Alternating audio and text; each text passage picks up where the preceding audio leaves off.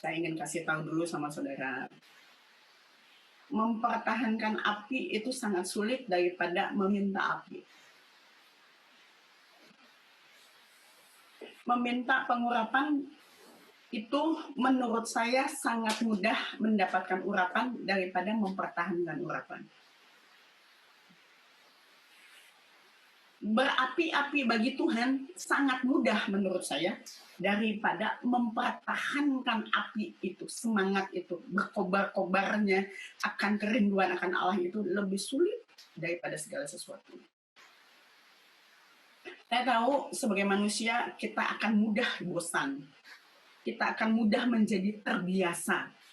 Saya sudah pernah mengatakan kepada saudara bagaimana kita terjebak dengan rutinitas dan kita terjebak dengan menjadi biasa. Nah, sebelum saya menyampaikan lanjutan daripada mendengar suara Tuhan, saya ingin menitik beratkan kepada hal ini. Mari terus-menerus minta kepada Allah membaharui roh kita dan pikiran kita. Buat minta di dalam hati kita kepada Allah, Tuhan tolong untuk kami terus lapar. Karena saudara nggak bakal bisa lapar. Sebagai manusia yang tubuh dosa, saudara masih ada di dalam tubuh dosa, akan sangat sulit untuk terus-menerus merindukan Allah. Kecuali dari hari ke hari, saudara mengalami masalah. Kecuali dari hari sehari, saudara mengalami pergumulan. Mau tidak mau, saudara akan bergantung kepada Allah. Jadi, mempertahankan api, mempertahankan cinta kepada Allah tetap berkobar, itu membutuhkan seluruh konsentrasi saudara, membutuhkan seluruh kekuatan saudara, membutuhkan seluruh komitmen saudara di hadapan Allah. Hanya kalau saya boleh mendefinisikan dan menjadi hal yang sangat kecil bagi saudara, hanya minta. Ketika diberikan, jangan skip, turutin. Begitu saudara skip sekali, skip 2 kali, akan menjadi biasa. Ini hal yang paling penting. Karena kita adalah kelompok bertumbuh bersama, saya rindu saya dan saudara bertumbuh bersama. Nggak ada yang lebih tinggi dan nggak ada yang lebih rendah. Kita sama-sama. Roh Kudus yang akan ngajar kita. Roh Kudus yang akan memperbaharui kita. Roh Kudus yang akan mengurapi. Jadi hari ini bukan saya ingin ngajar, tapi saya ingin berbagi kepada saudara.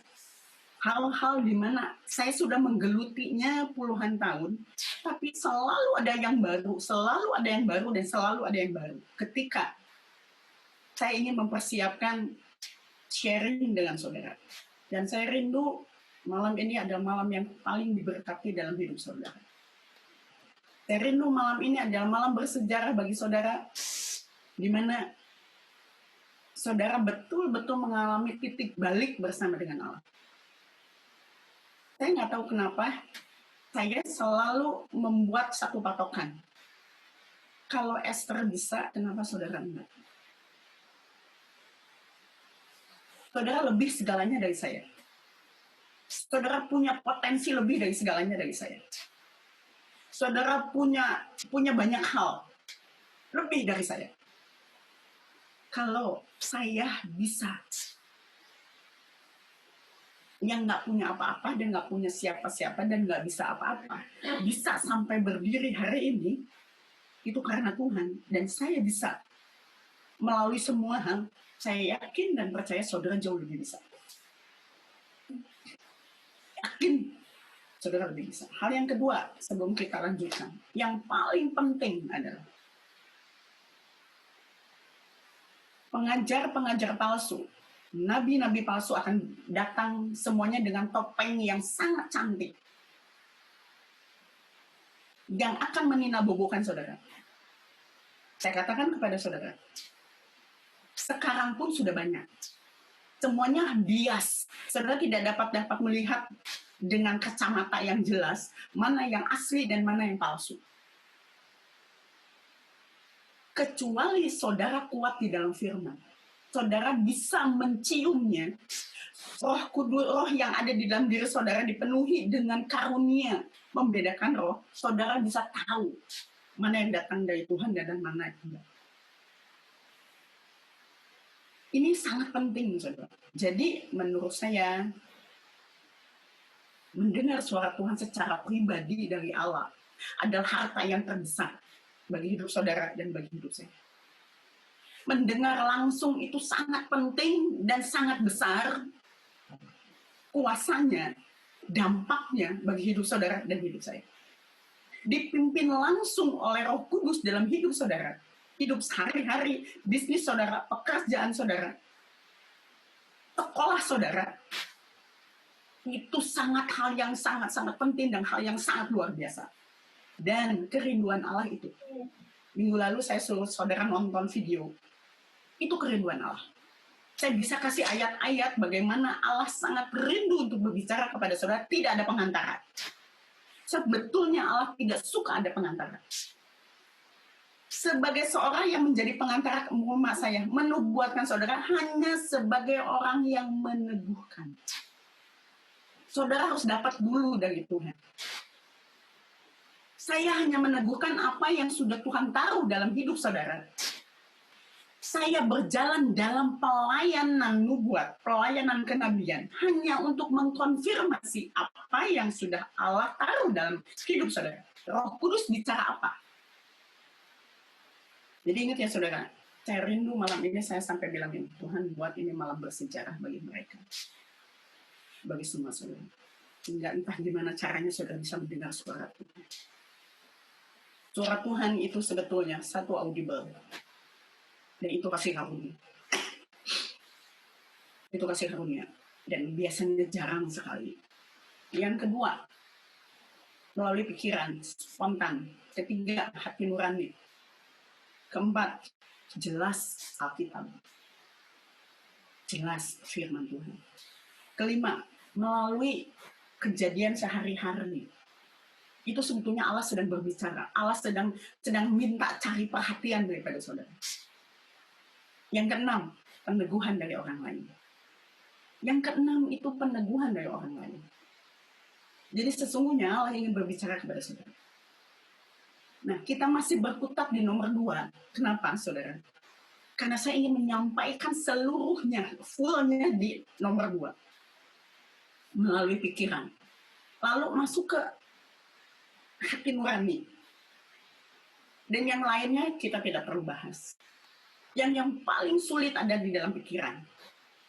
Jadi saya rindu malam ini, saudara, please, siapkan hatimu, siapkan pikiranmu, fokus kepada Allah, lepaskan segala sesuatunya,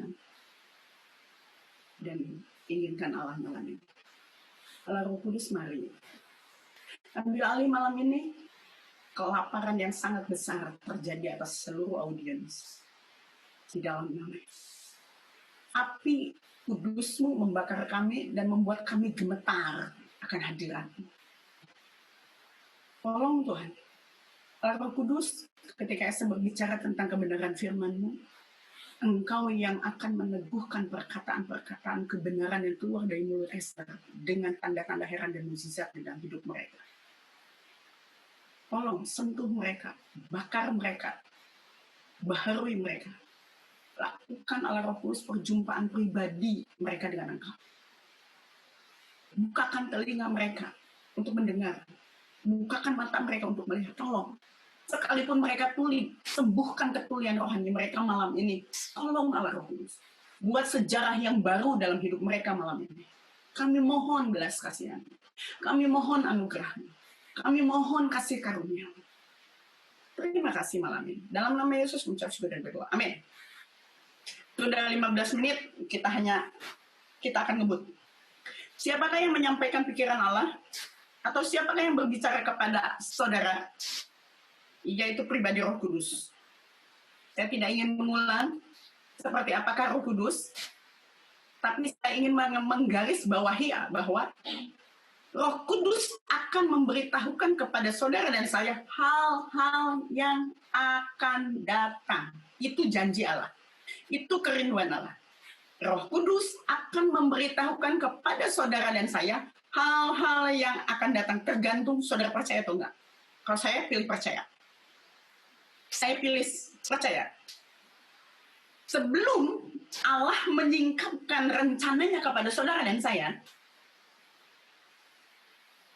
untuk masa depan saudara dan saya, dia akan menangani urusan pemulihan terlebih dahulu. Coba cek dalam hidup saudara, ada luka apa?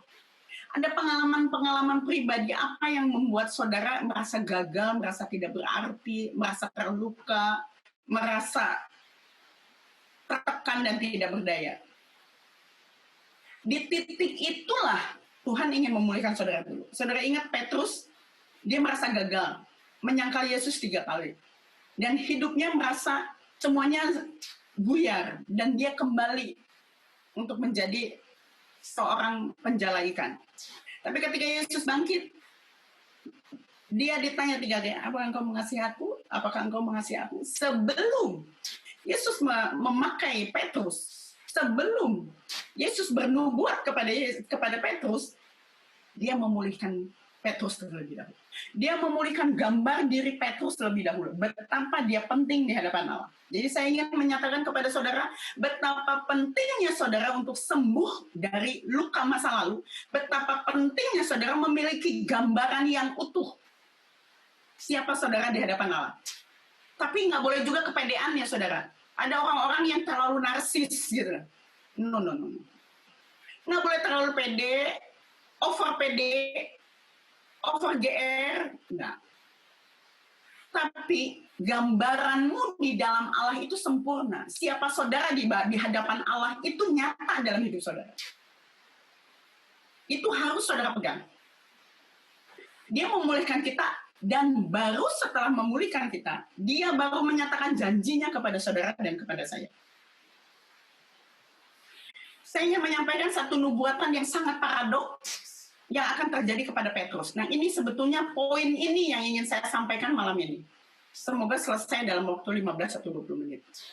Yaitu bahasa nubuatan, bahasa Allah dalam bernubuat, dan situasi paradok yang selalu terjadi setiap nubuatan dilepaskan. Yesus demikian, ngalamin, tapi saya nggak bisa ngasih kepada saudara contoh-contoh di Alkitab. Hanya satu yang akan saya berikan kepada saudara. Yohanes 21 ayat 18. Aku berkata kepadamu, sesungguhnya ketika engkau masih muda, engkau akan mengikat pinggangmu sendiri, dan engkau berjalan kemana saja engkau kehendaki. Itu nubuatan Yesus untuk Petrus. Coba saudara perhatikan, tetapi jika setiap nubuatan selalu ada jika. Nubuatan pribadi ya. Selalu ada jika. Kalau itu berarti syarat. Itu berarti arahan. Itu berarti awasan yang harus saudara lakukan. Itu berarti peperangan di mana saudara dan saya harus hadapi. Karena situasi paradoks akan segera terjadi. Saudara tahu paradoks? Situasi yang bertentangan dengan apa yang dinubuatkan. Paradoks artinya satu situasi yang bertentangan dengan apa yang dinubuatkan. Biasanya saudara dan saya akan frustasi.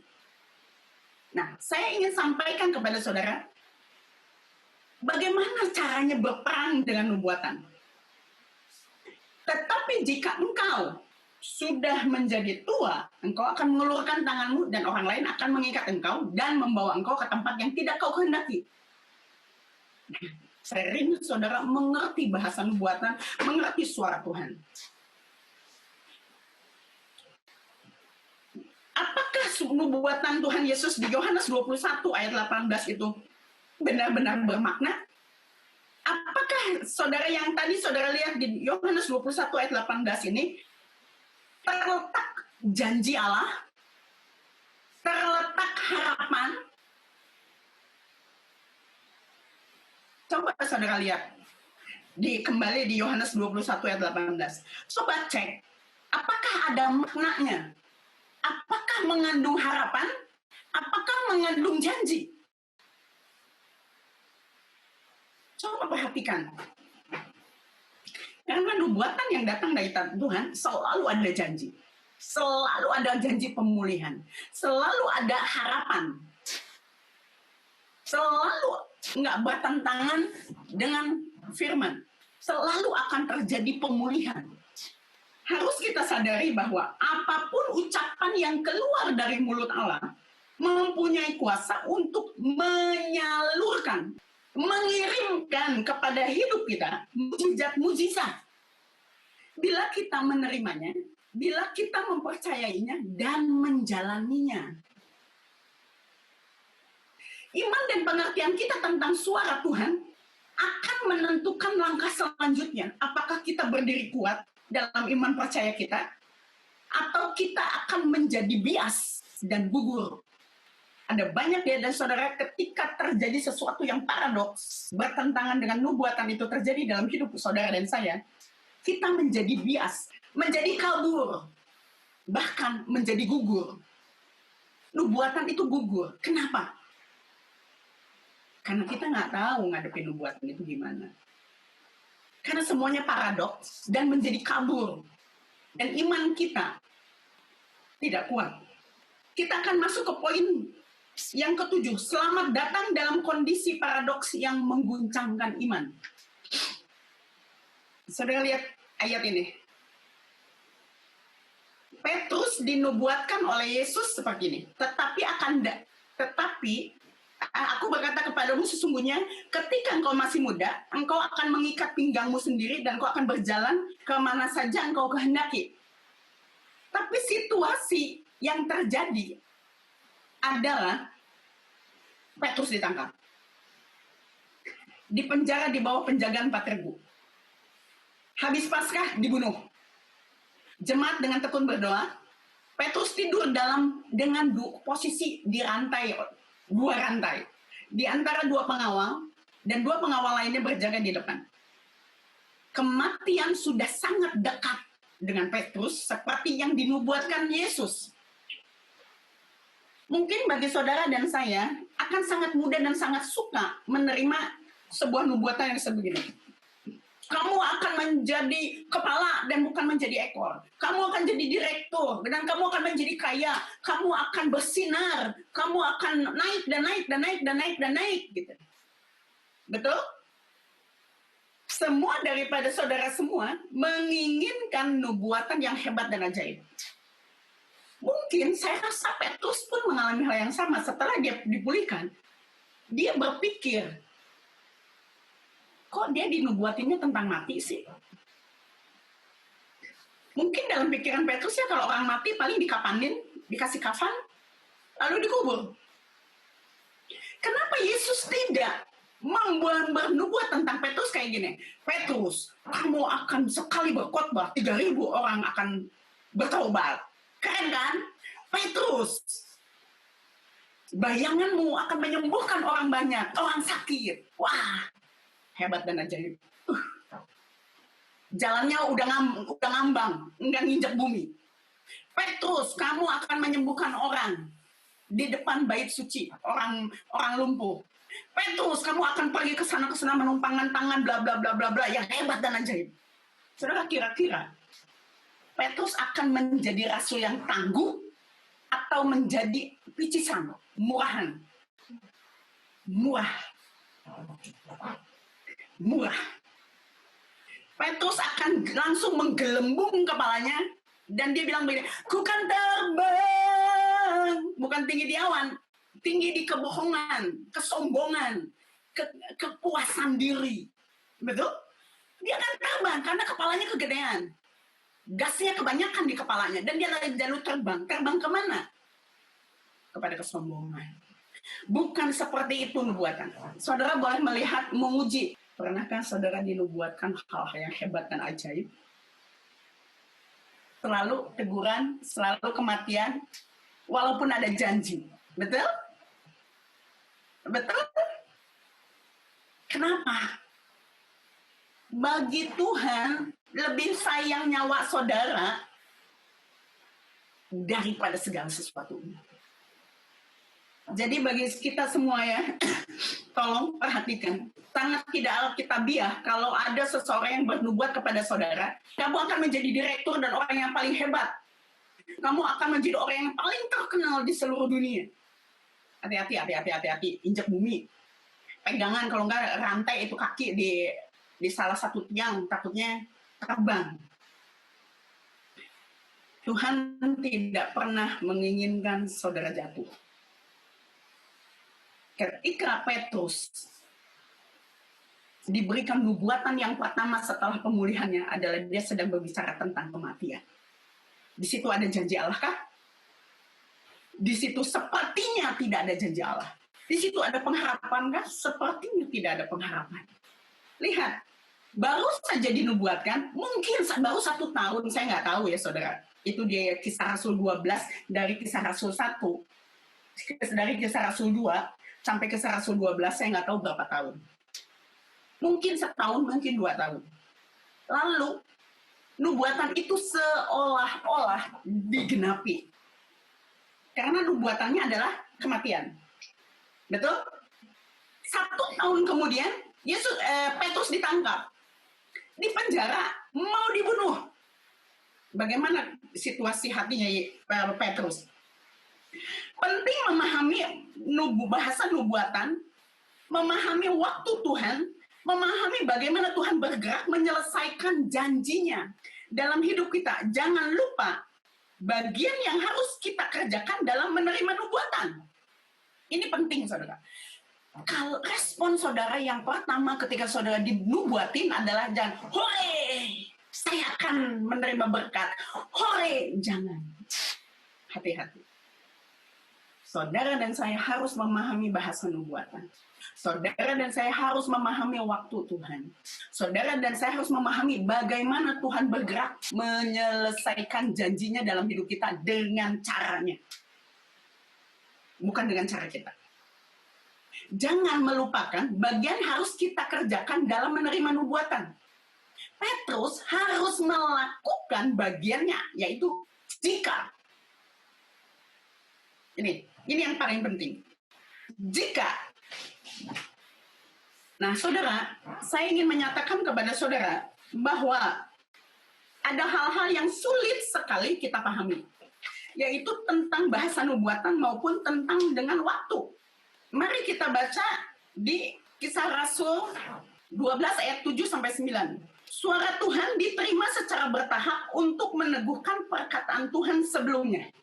Ketika Petrus menerima nubuatan tersebut bahwa dia akan mati jika dia tua. Ingat ya saudara, nubuatannya adalah, saya ulang sekali ya, sesungguhnya ketika engkau masih muda, engkau mengikat pinggangmu sendiri. Dan engkau berjalan kemana saja kau kehendaki. Tetapi jika engkau sudah menjadi tua, engkau akan mengulurkan tanganmu dan orang lain akan mengikat engkau dan membawa engkau ke tempat yang tidak kau kehendaki. Itu bahasa nubuat. Setelah beberapa tahun kemudian, Yesus ditangkap seolah-olah nubuatan itu tergenapi. Betul nggak saudara? Ketika Petrus ditangkap, seolah-olah berpikir, wah, ini waktunya udah nyampe nih. Toh Tuhan katanya bilangnya saya akan mati. Betul nggak saudara? Seolah-olah di depan, wah kejadian deh. Wah bener deh. Saya ditangkap dan dibunuh.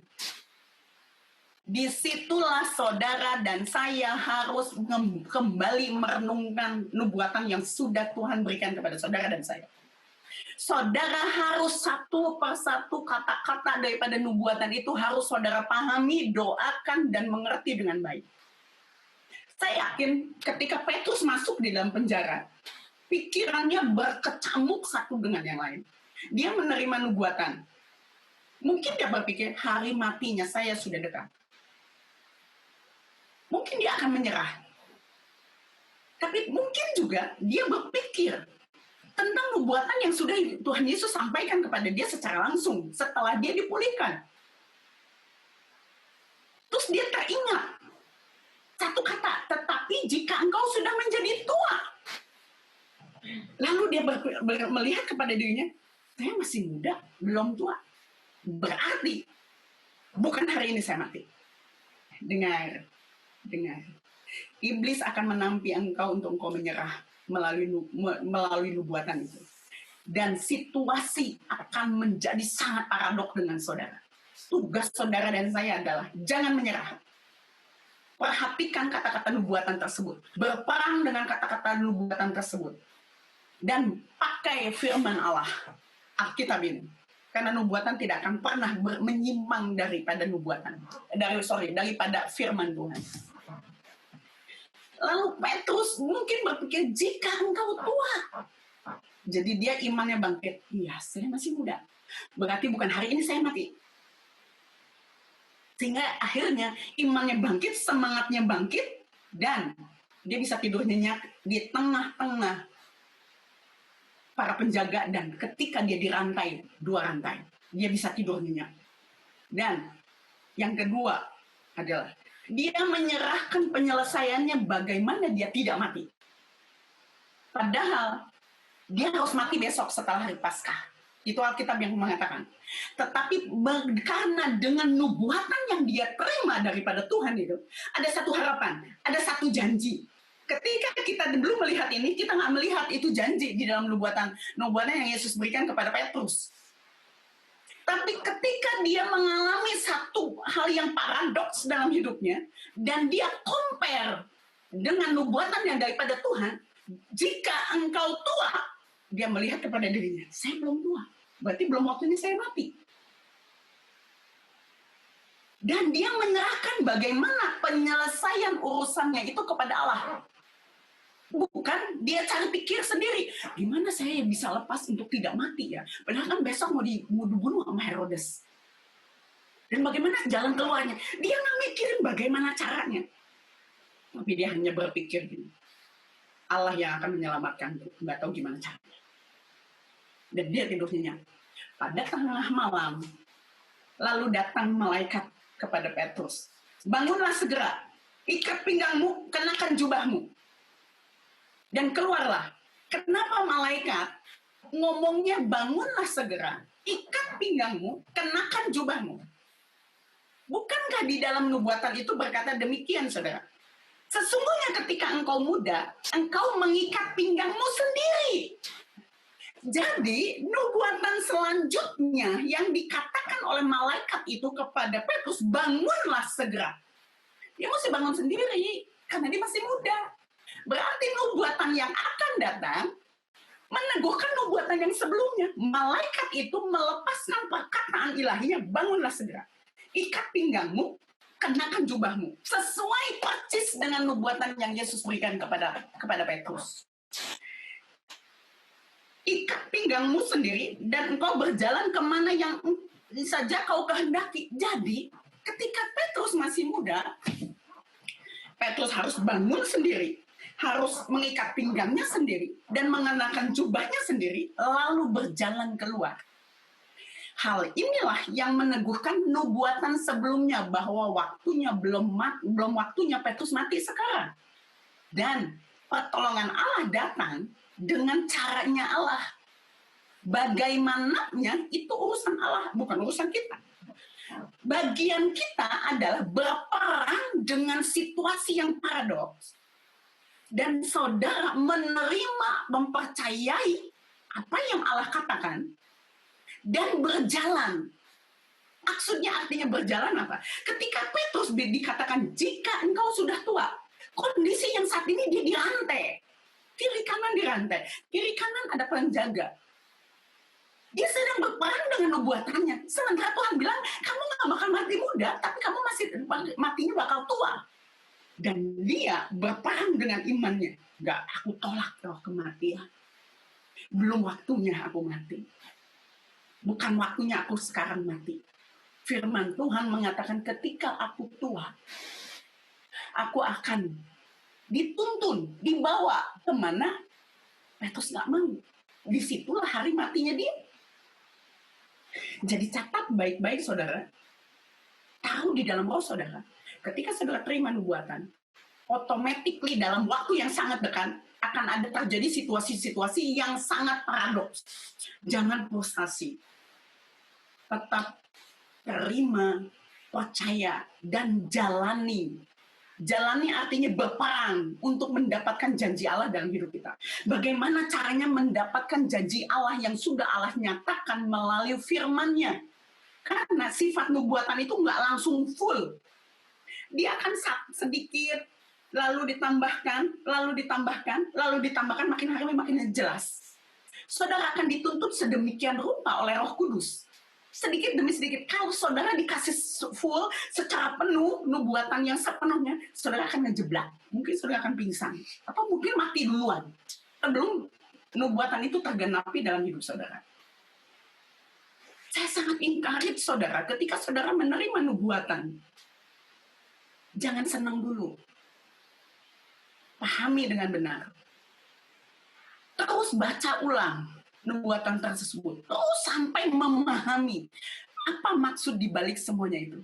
2 minggu ini kami berdoa untuk bangsa. Sedikit di Kamis yang minggu lalu ditambahkan dengan sedikit lagi nyambung, saudara. Di minggu kemarin, di minggu ini, hari Kamis. Ketika kami melihat, wow, gambarnya seperti ini toh. Itu bisa disambungin juga dengan yang kemarin kita bisa melihat, oh gambaran Allah begini, oh kehendak Allah sesungguhnya begini. Begitu juga dengan nubuatan pribadi, akan ada sedikit. Mungkin ketika pertama kali mendengar sesuatu yang sedikit, saudara kaget, pingsan-pingsan. Lalu ditambah yang sedikit lagi, mulai tenang. Ditambah yang sedikit lagi, oh gitu toh maksudnya. Tapi ingat, akan ada situasi yang sangat paradoks. 1, kenapa Allah izinkan? Untuk menguji iman kita. Seberapa besar kita percaya dan menerima perkataan Allah. Yang kedua, biasa musuh kita ingin cari kesempatan dalam kesempitan. Melalui situasi paradok ini, dia ingin menghantam saudara. Dia ingin mencuri dari saudara. Dia ingin menggagalkan rencana Allah dalam hidup saudara.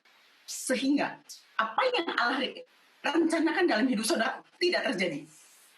Dan dia bilang gini, happy ya, happy ya, iblis. Dan saudara akan stres dan mengatakan suara Tuhan bohong.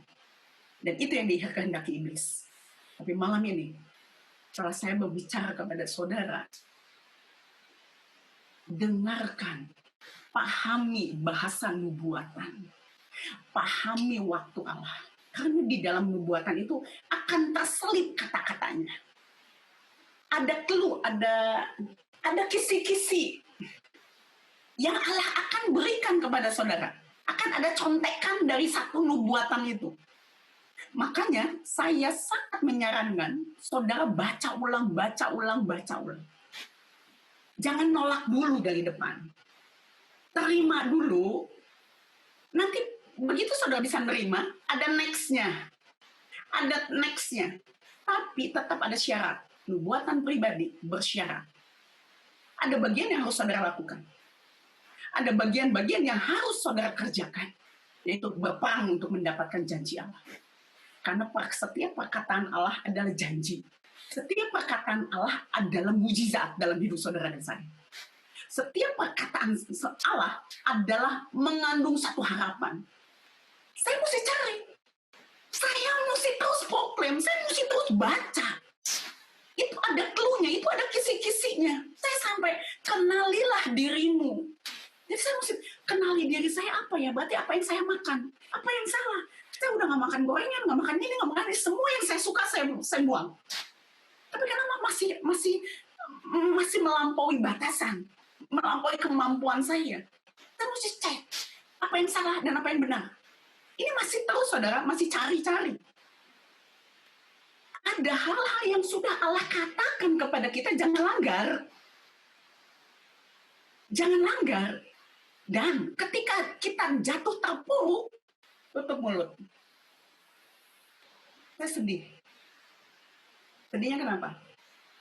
Saya sedih dengan kondisi saudara, si A, si B, si C, si D, si D, E, F, G, H, I, B. Saya sedih ketika saya menyampaikan kebenaran firman dan saudara tidak bertumbuh di dalam kebenaran itu. Dan saudara tidak melakukan apa yang Allah katakan. Itu saya sedih. Saya sampai bilang, enak banget ya kalau pulang ke rumah ya. Kalau kita habis pergi jauh, sangat nyaman pulang ke rumah, tempat tidur sendiri itu paling enak. Saya sampai bilang gitu loh, saudara. Tapi hari ini, saya nggak mau nyerah. Hari ini sore, menjelang sore, kepala saya udah nggak sakit dan nggak kesemutan. Itu luar biasa. Kenapa? Satu persatu saya berjuang dengan nubuatan itu, bukan sekaligus, saudara. Menjelang mau kita mulai Zoom, Tuhan kasih tahu sesuatu lagi. Itu saya down lagi. Gitu. Rasanya aduh gitu. Tapi Tuhan cuma bilang begini, Yesaya, kamu tahu ketika Yesus di bumi, apa yang dikejar oleh mereka? Memberi makan 5 roti 2 ikan. Mereka hanya mengejar Yesus untuk perutnya. Mereka ingin menginginkan Yesus menjadi raja karena urusan perut. Dan yang kedua, tanda-tanda heran dan mukjizat. Tuhan cuma katakan 2, jangan kecil hati. Aku alami hal yang sama. Makanya saya masih, hari ini, saya semangat lagi, saudara. Di dalam detik-detik, hitungan menit, sebelum saya Zoom dengan saudara, Tuhan ingatkan 2 hal. Ingat, saudara, harus mengerti bahasa nubuatan dan waktu. Dan saudara harus bekerja sama dengan nubuatan itu. Baru nubuatan itu terjadi dalam hidup saudara. Karena seluruh nubuatan pribadi bersyarat. Ada bagian yang harus saudara lakukan. Baik itu melalui orang lain, baik itu melalui perkataan melalui diri saya, saudara sendiri. Saya ada beberapa orang yang bersaksi kepada saya bahwa mereka bisa mendengarkan suara Tuhan dan dituntun oleh Tuhan. Hari-hari ini, saya senang, saudara. Tapi itu cuma 1-2. Saya suka sekali. Cuma dengar. Biasanya, kalau masih anak-anak kecil, pertumbuhannya, saudara mau apa aja biasanya diikutin. Tapi menjelang besar, Allah akan mendisiplinkan saudara. Untuk saudara tetap punya iman. Tanpa melihat. Tanpa merasakan hadirat Allah. Tanpa mendengar suara Tuhan.